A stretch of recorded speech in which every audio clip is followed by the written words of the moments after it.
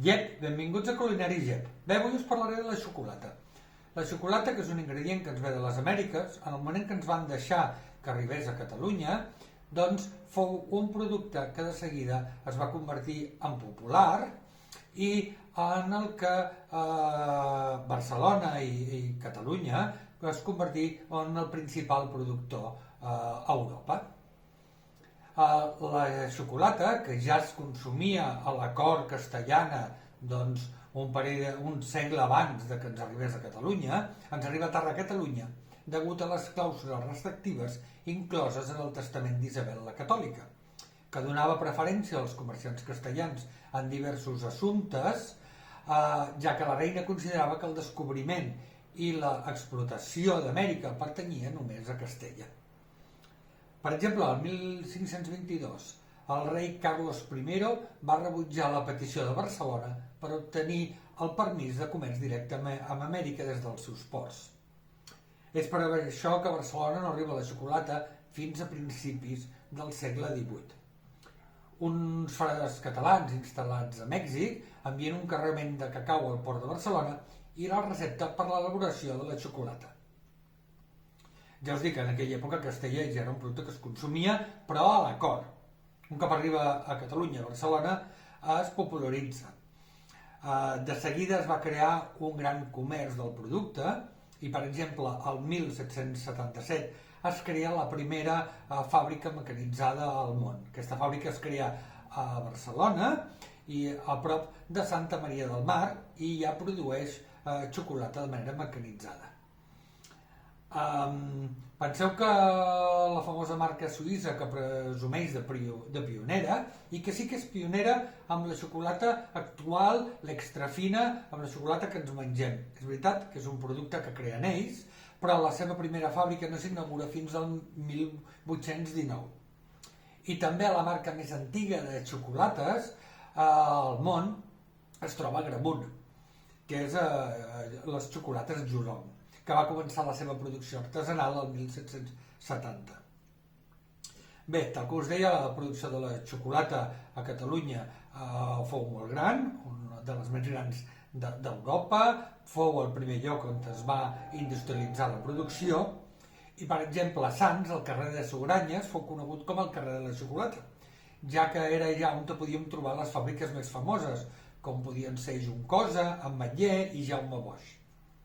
I precisament les xocolates Jaume Boix fou les primeres en popularitzar regalar cromos amb les seves tauletes.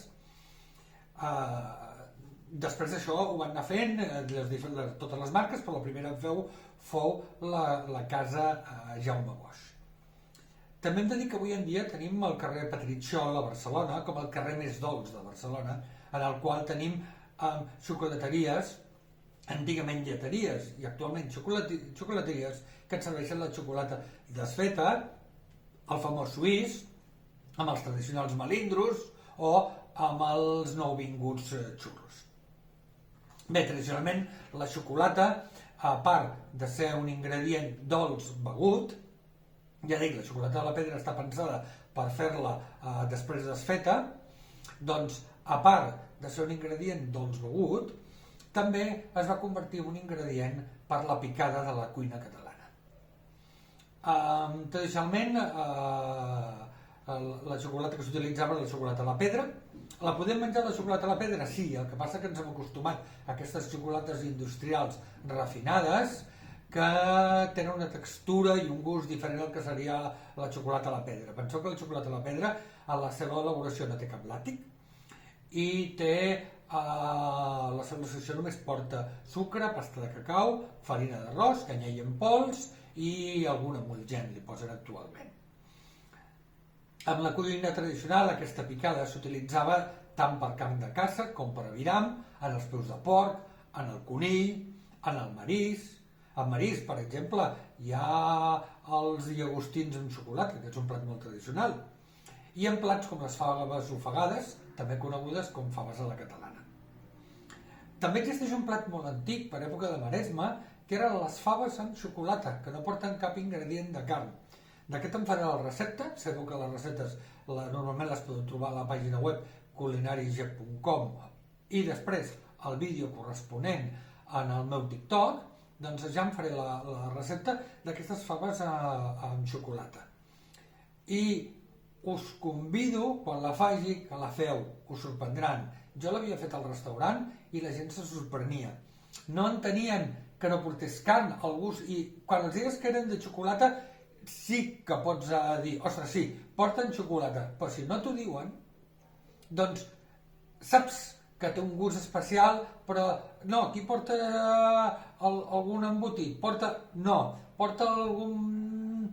Què porta? Porta xocolata, i xocolata a la pedra, Ja sé que és difícil de trobar, això ho he dit en molts vídeos a TikTok. Em molesta molt que sigui difícil de trobar productes catalans i que sigui molt fàcil trobar productes d'altra banda del món, però és així.